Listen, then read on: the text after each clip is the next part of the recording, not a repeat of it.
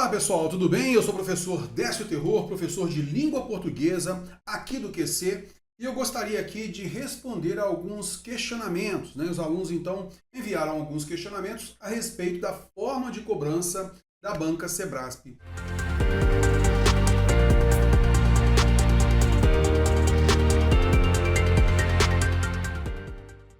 O primeiro questionamento, né, dos alunos é o seguinte: as questões da banca Sebrasp costumam ser mais extensas ou com textos mais curtos?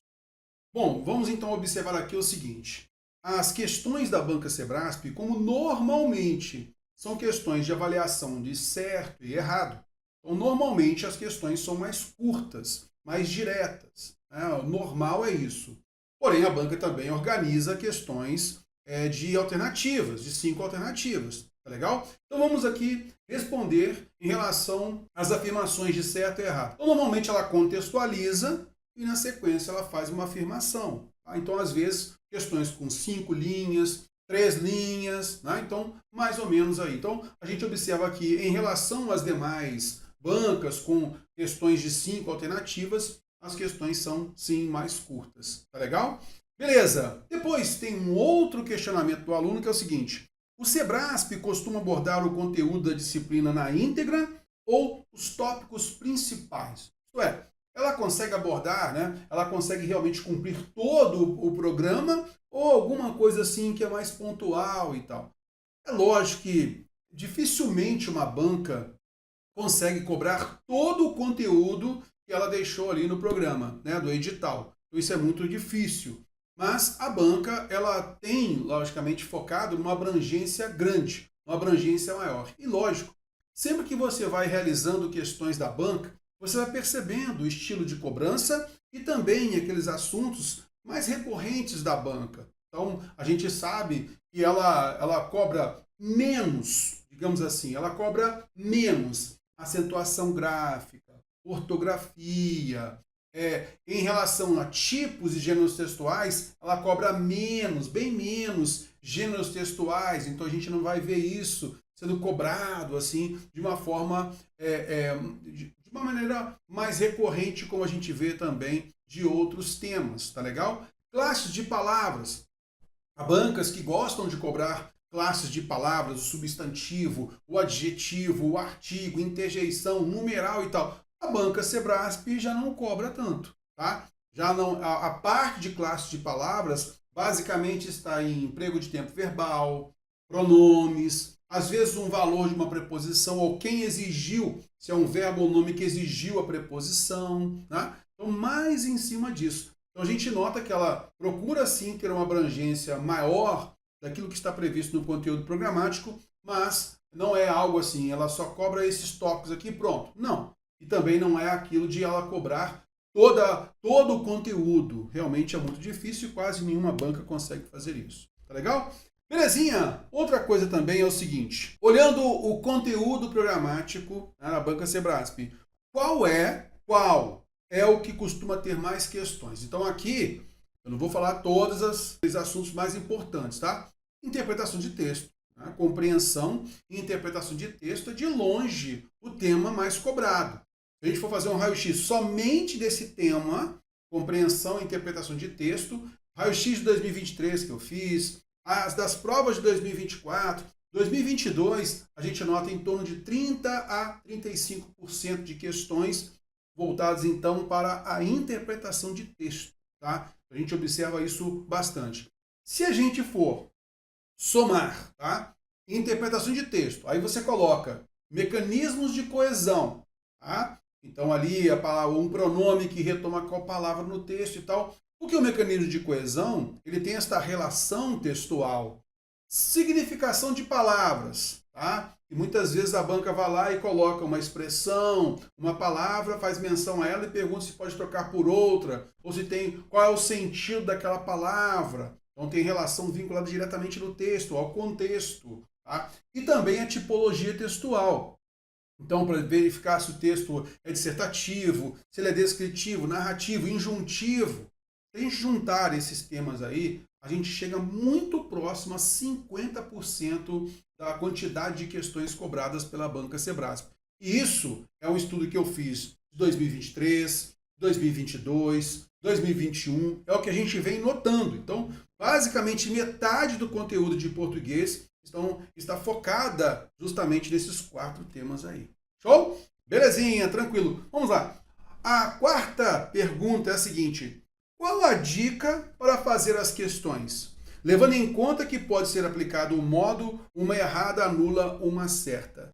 Bom, primeiro detalhe é que eu sempre falo assim, cara, quando você vai fazer uma questão e ela tem a organização dela de 5 alternativas, você nunca, se a questão pede a correta, você nunca marque a correta. Você vai eliminando as erradas até resultar a correta. Isso para que você evite cair em pegadinha. Agora aqui é de julgamento de certo e errado. Então aqui não tem como você eliminar, não tem jeito. Por isso que a banca Sebrasp, nesse trabalho de certo e errado, e muitas vezes uma errada anula uma certa, ela tem que ser muito precisa na forma de cobrança, senão ela tem que anular a questão, né? Então a primeira coisa que eu vejo é o seguinte: em relação à abordagem na prova, para que você tenha um bom desempenho na prova, é o estudo que vai fazer diferença. É a aplicação nas questões em casa, durante o seu estudo, e isso vai refletir lá na prova. Então, basicamente, muita gente fala se é o caso de chutar ou não. Eu não acho que tem que chutar nada. Não tem que chutar. Mesmo porque esse processo de uma errada anular uma certa é justamente para pegar aquelas pessoas que gostam de chutar. Então é você ter certeza daquilo que você está ali marcando, se certo ou errado, tá legal? Então é o estudo que vai fortalecendo o seu conhecimento, percebendo aquilo que mais cai, fazendo muitas provas anteriores para você pegar o jeito da banca. Eu acho que aí sim, por este caminho, é o melhor, tá legal? E a última pergunta é a seguinte: o Sebrasp costuma aplicar pegadinhas em provas? Como não cair nessas? Eu não diria que ela faz pegadinhas, não. Ela tem uma peculiaridade de cobrança, a estrutura da banca Sebrasp é uma estrutura muito boa.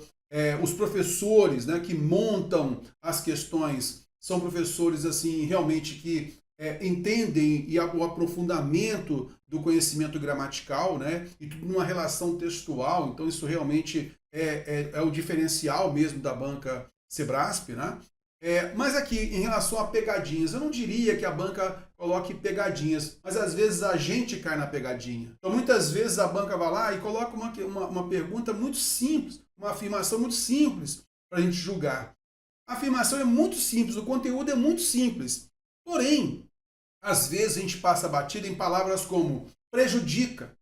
Por exemplo, pediu lá para você inserir uma vírgula lá e tal, se você pode inserir aquela vírgula. Beleza, poxa, você pode inserir a vírgula ali, tranquilo. Só que em vez de ela falar que a vírgula mantém a correção gramatical, ela fala assim, a vírgula prejudica a correção gramatical. Aí a pessoa vai lá e verifica, poxa, então você prejudica. Você viu lá, pode colocar a vírgula assim, ok. Você não vai colocar certo, você vai colocar errado. Concorda comigo? Porque neste caso ele afirmou que a vírgula que você viu que pode estar ali e não prejudica a correção gramatical, ele falou que prejudica. Então é errado. E eu peço sempre aos nossos alunos, olha, cuidado quando a banca coloca uma negação na afirmação. Cuidado quando ela coloca que é uma incorreção, que prejudica, tá legal? Que há uma incoerência. Grife isso para você não cair nessas pegadinhas, tá legal? E propriamente não é uma pegadinha, ela quer na realidade pegar aquelas pessoas que estão atentas, perceber e selecionar aquelas pessoas que estão atentas. E aí vai para o final o seguinte, muita gente, uma dica final que eu daria para você aqui é o seguinte, muita gente fala primeiro dessa ideia de ficar chutando questões da banca Sebrasp. Sai disso, tá? Sai disso, não é essa a ideia. Pratique bastante, estude bastante para você não pensar em nenhum momento em chutar. Esse é um detalhe. E um outro detalhe também, muita gente fala assim, não, eu vou primeiro para a parte gramatical, depois eu vou ao texto. Não tem essa, moçada. Em banca, por exemplo, Banca Sesgran Rio, você consegue separar o que é gramaticalidade do que é interpretação de texto. Aí tudo bem, você vai às questões de gramaticalidade e depois vai ao texto, tudo bem. Mas aqui todo o vínculo é no texto. Então, você tem que ler o texto primeiro para compreender, para fazer as questões de interpretação de texto e também para você compreender a parte gramatical, porque ela toda está contextualizada, beleza? Bom, meus amigos, espero ter contribuído. Se tiver alguma dúvida, pode deixar aqui abaixo. A gente sempre está aqui de olho para ajudar você. Um grande abraço, valeu!